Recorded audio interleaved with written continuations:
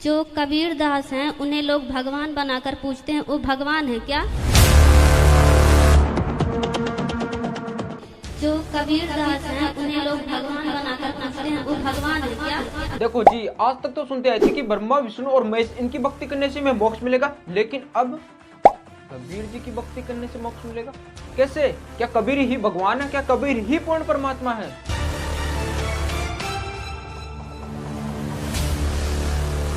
क्या कबीर जी की भक्ति करने से हमें पूर्ण मोक्ष मिलेगा? ऐसा ही प्रश्न लेकर आई एक महिला श्रद्धालु अनिरुद्राचार्य जी के पास। देखिए ये वीडियो। जो कबीर दास हैं उन्हें लोग भगवान बनाकर पूछते हैं, वो भगवान है क्या? भक्त हैं। कबीरदास जी भगवान के भक्त हैं, जैसे सूरदास जी, कबीरदास जी, रैदास जी, रसखान जी, सब भगवान के उच्च कोटि के भक्त हैं, जिनसे हम बहुत सारा ज्ञान प्राप्त कर सकते हैं। गुरु जी लोग पूजते हैं उन्हें? पूजते हैं, सम्मान करिए सबका, पर संत के रूप में नहीं। वो लोग कहते हैं कि उन्हें पूजो तब जाकर मुक्ति मिलेगी, यही भगवान है। तो देखा दोस्तों, अनिरुद्राचार्य जी महाराज जी ने कबीरदास जी को भगवान नहीं बताया है, लेकिन इस पूरे विश्व में संत रामपाल जी महाराज जी ऐसे संत है जिन्होंने कहा है कबीर इज गॉड, कबीर ही भगवान है, कबीर ही पूर्ण परमात्मा है। तो चलिए दोस्तों, क्या संत रामपाल जी महाराज जी इस बात का प्रमाण दे सकते हैं कि कबीर ही भगवान है, कबीर ही पूर्ण परमात्मा है? क्या कबीर ही सुप्रीम पावर है? इस बात का प्रमाण संत रामपाल जी महाराज जी हमारे सतग्रंथों से दे पाते हैं। तो चलिए परमात्मा की डेफिनेशन बताता हूँ। श्रीमद् भगवत गीता अध्याय नंबर 15 के श्लोक 16 और 17 में 3 पुरुष बताए हैं, एक सरपुरुष, एक अक्षर पुरुष।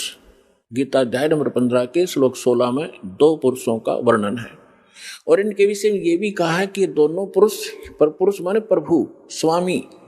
अब स्वामी साहब जिसे कहते हैं, जैसे हम कहते हैं तहसीलदार साहब, भाई कमिश्नर, डीसी साहब, डीएम साहब, कमिश्नर साहब, मंत्री साहब, मुख्यमंत्री साहब, प्रधानमंत्री साहब, राष्ट्रपति साहब, ये सभी साहब हैं, सभी स्वामी हैं, ये मालिक हैं, लेकिन अपने अपने अक्षेत्र के। तो इनमें कंप्लीट जो साहब है वो कौन है? राष्ट्रपति, और सेकंड नंबर फिर प्रधानमंत्री। इसी प्रकार सरपुरुष ये ब्रह्म है, ज्योत स्वरूपी निरंजन ये काल है, ये केवल 21 ब्रह्मांड का स्वामी है, मालिक है, साहब है, राम है। राम कहो, साहब कहो, गॉड कहो, अल्लाह कहो, रब कहो, खुदा कहो, ये उस परमात्मा के ही पर्यायवाची भाषा भिन्न नाम है। तो ये इन दोनों के विषय में कहा 15वें अध्याय के 16वें श्लोक में श्रीमद् भगवत गीता में कि सरपुरुष और अक्षर पुरुष इस पृथ्वी वाले लोक में ये 2 पुरुष हैं, और इनके अंतर्गत जितने प्राणी आते हैं 21 ब्रह्मांड तो हैं ब्रह्म के, और 7 शंख ब्रह्मांड, नील, पद्म, शंख, ये काउंटिंग है गणित रीति से।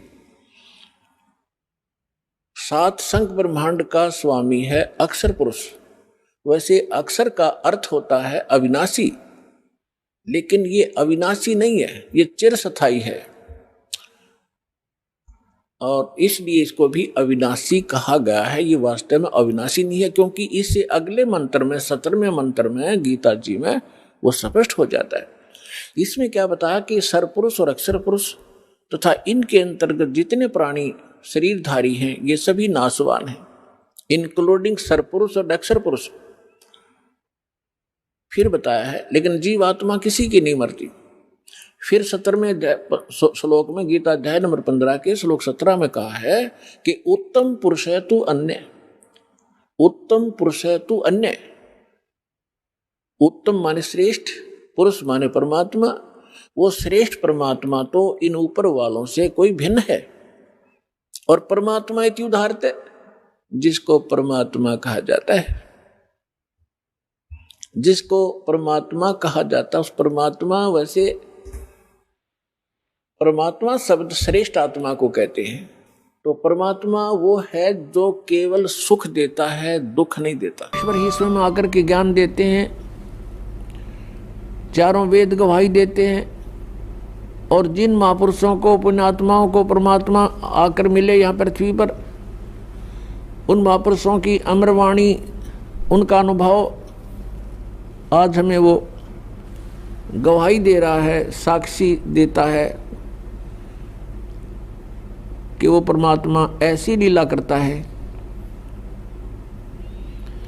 ऋग्वेद मंडल नंबर 9 सूक्त नंबर 86 मंत्र 26-27 में, ऋग्वेद मंडल नंबर 9 सूक्त 82 मंत्र 1, 2, 3 में, ऋग्वेद मंडल नंबर 9 सूक्त 96 के मंत्र 16 से 20 में, ऋग्वेद मंडल नंबर 9 सूक्त 20 के मंत्र 1 में, ऋग्वेद मंडल नंबर 9 सूक्त 1 के मंत्र 8 और 9 में, और भी अनेकों स्थानों पर ऋग्वेद मंडल नंबर 9 सूक्त 94 के मंत्र 1 में, इन सब में मिलाकर के इसका निष्कर्ष ये बनता है कि वो पूर्ण परमात्मा, परमेश्वर, अमर पुरुष, सत्य पुरुष, कबीर देव है, वो कबीर साहब है, और वो सतलोक से गति करके आता है अपने निज स्थान से जहाँ वो रहते हैं, और यहाँ पृथ्वी पर आकर के पुण्यात्माओं को मिलते हैं, उनको ज्ञान से परिपूर्ण करते हैं। उस परमेश्वर का नाम कबीर देव है।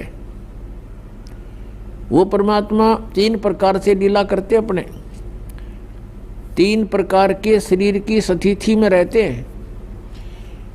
एक प्रकार का शरीर सतलोक के अंदर, एक तेजो में शरीर है परमात्मा का, सतपुरुष का, सतलोक के अंदर।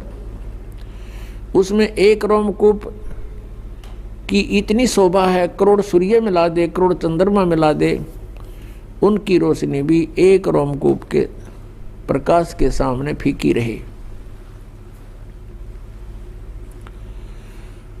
वो परमात्मा वहाँ स्थायी रूप में रहते हैं। अन्य रूप बना करके वो परमात्मा प्रत्येक युग में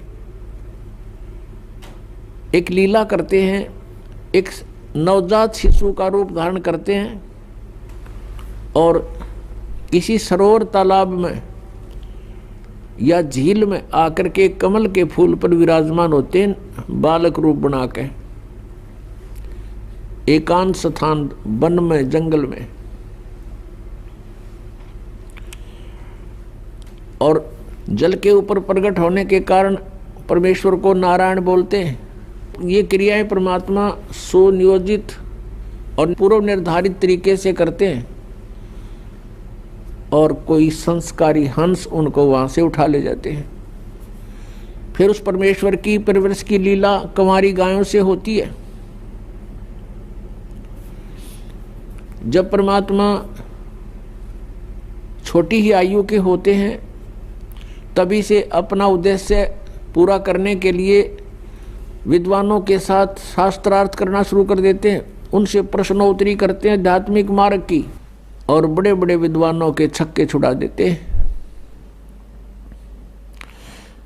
ज्ञान के अंदर उनको परास्त कर देते हैं। और तीसरी स्थिति है परमात्मा के शरीर की कि वे कहीं पर भी कभी भी प्रकट हो जाते हैं, एक साधु वेश बनाकर, किसी संत का वेश बनाकर, ऋषि महर्षि या किसी ब्राह्मण गुरु पीर का रूप बना करके वो कहीं भी प्रकट हो करके अपनी अच्छी आत्माओं को ज्ञान सुनाते हैं, उनको अपने से परिचित कराते हैं। पुण्यात्माओं ये पवित्र वेद परमात्मा की महिमा का ऐसे गुणगान करते हैं,